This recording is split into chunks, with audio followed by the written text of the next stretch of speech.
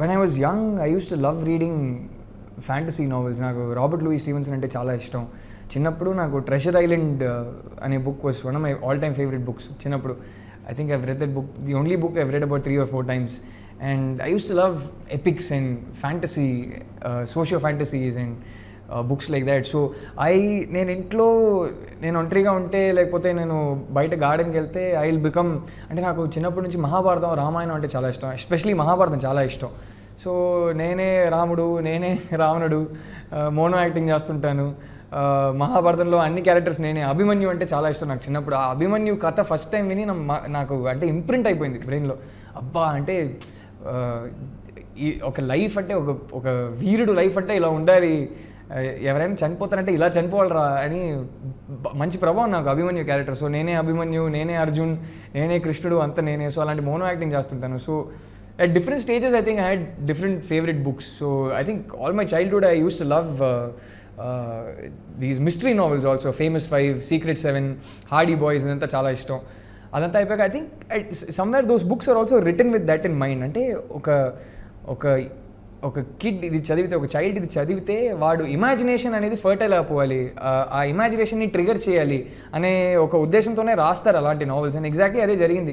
Most kids who read that book they get transported into that world. Famous 5లో నేను కూడా ఒకడు, నేను కూడా వెళ్ళి కేసెస్ సాల్వ్ చేస్తుంటాను, అలాంటి మన ఇమాజినేషన్లో ఉంటుంది కదా. So that period, that was my favourite. And then I think sometime in my early teens and when I was in say secondary school and all that, నాకు జాన్ గ్రిషమ్ నావెల్స్ అంటే బాగా ఇష్టం.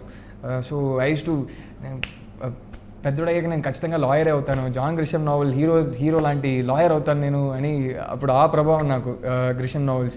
And then as I grew older it became my taste kept changing and then started moving more towards slightly realistic novels and autobiographies and so on and so forth. So yeah, throughout my childhood it's kept changing. But if I had to say some of my favorite books of all time, I'd say Catcher in the Rye. I read it I think in my early 20s and that books left such an impression on me. Even today నా దగ్గర ఒక copy ఉంది catcher in the ray. అప్పుడప్పుడు నేను తీసుకొని ఒక paragraph అక్కడక్కడ నేను చదువుతుంటాను. చాలా ఇష్టం నాకు ఆ book, just the way it's written that book. And Animal Farm అంటే చాలా ఇష్టం. అండ్ నాకు మన మాల్గుడి సిరీస్లో స్వామి అండ్ ఫ్రెండ్స్ అంటే చాలా ఇష్టం. ఆ నావెల్లో ఇన్నసెన్స్ ఉంటుంది. Even now when I read that novel I relive my childhood. So yeah, I think these are some of my favourite novels. So yeah, lots of books and movies.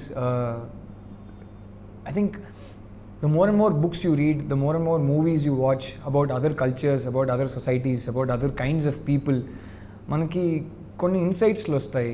You get to know about the world around you better. You understand perspectives, you understand points of view. So and I think for an actor, మీరు different characters play చేస్తుంటే, if you have a certain world view, if you have a certain idea about different people's perspectives, why different people behave in certain different ways, మీరు authenticగా ఇంకో క్యారెక్టర్ని create చేయవచ్చు. I think ఆ ఒక platform ఉంటే, books and movies అనే ఒక platform ఉంటే, మీరు ప్లే చేసే క్యారెక్టర్ గురించిన అండర్స్టాండింగ్ మీకు ఎక్కువ ఉంటుంది. So you can authentically create someone else. That someone else does not have to be you. I think if I hadn't had that, maybe if I'd come to the movies when I was 17 or 18, if I hadn't had a proper education, if I hadn't seen the world, I think in every character I had played, there would have been a little bit of myself. I don't think I would have been authentically able to create another guy, another person.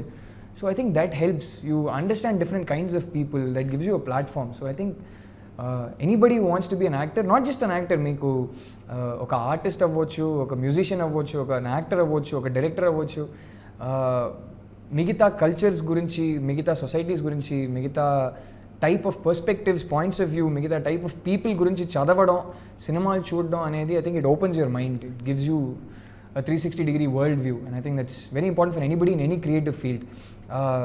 లేకపోతే మీ వర్క్లో ఓ social relevance ఉండదు.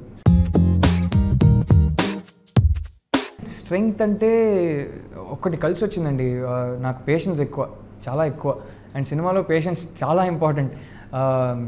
ఒక మంచి project కోసం wait చేస్తుంటే కానీ, project వచ్చిన తర్వాత షూట్కి వెళ్ళే వరకు కానీ, షూట్కి వెళ్ళిపోయిన తర్వాత ఒక్కొక్క రోజు వెళ్ళి షాట్ కోసం వెయిట్ చేస్తుంటే, ఎప్పుడైనా సరే సినిమాల్లో ఓపిక అనేది చాలా ఇంపార్టెంట్. సో సో నాకు అది ఉంది. సో అది బాగా కలిసి వచ్చింది, మ్యాచ్ అయింది అది నా ప్రొఫెషన్కి నాకున్న స్ట్రెంగ్త్కి. సో పేషెన్స్ ఎక్కువ.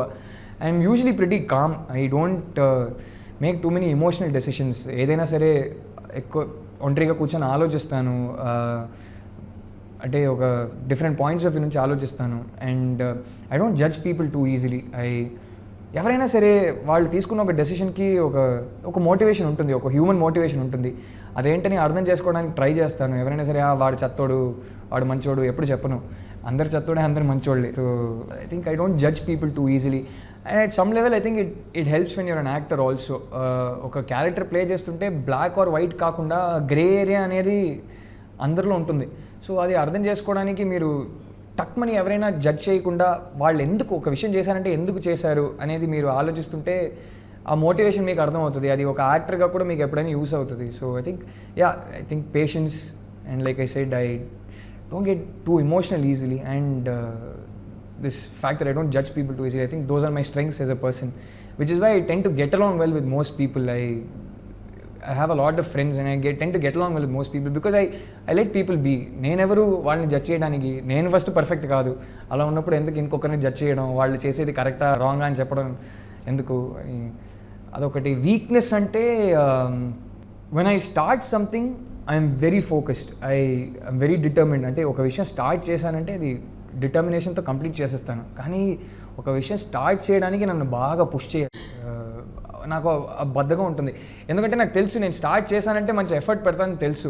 సో ఆ ఎఫర్ట్ పెట్టాలా, ఎందుకు వదిలేని అలానే కూర్చుంటాను. సో ఆ స్టార్ట్ చేయడానికి ఎవరైనా నన్ను పుష్ చేయాలి. అదొక పెద్ద ప్రాబ్లం నాకు. And I get bored too easily, which is probably why I came to cinema. In the sense that నేను కార్పొరేట్ జాబ్లో ఉంటే నేను ఈ పాటికి ఖచ్చితంగా బోర్ అయిపోయేవాడిని. నాకు ఎలా చెప్పాలి, అది కొన్నిట్లో మంచి స్ట్రెంగ్తే అది. ఇప్పుడు సినిమా అంటే 3 months ఒక సినిమా చేస్తాం, నెక్స్ట్ సినిమాకి వెళ్ళిపోతాను, కొత్త క్యారెక్టర్, కొత్త సెట్, కొత్త డైరెక్టర్, కొత్త వాళ్ళతో పని చేస్తున్నాను, నాకు అది ఎక్సైటింగ్గా ఉంటుంది.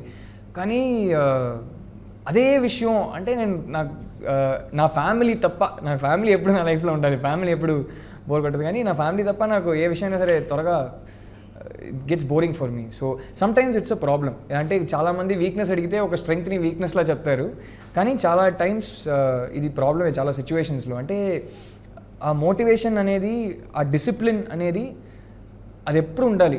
ఎంత లాంగ్ జాబ్ అయినా సరే అది ఉండాలి. So sometimes I get bored easily and I have to really motivate myself. రే కాదురా,